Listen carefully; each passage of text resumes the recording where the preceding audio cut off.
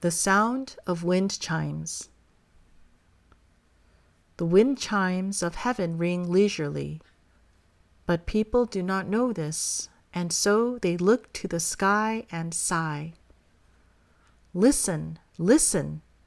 I say to you, all that life in heaven does not exist separately from life on earth. What is truly valuable is the life you live on the earth with each other's love.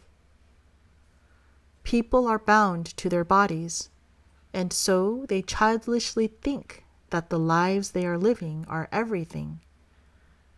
However, the place where everyone has come from is the universe. Its body is all of you, and so all of you are one and the same.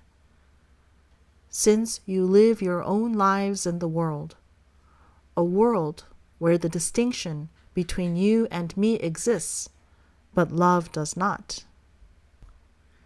And since your lives are not of the will of heaven, man, and earth, what you are doing is seeking to do nothing more than satisfy your meaningless attachments. A life that is of nature's flow is not a life that is lived only for oneself. Nature's flow is about living together,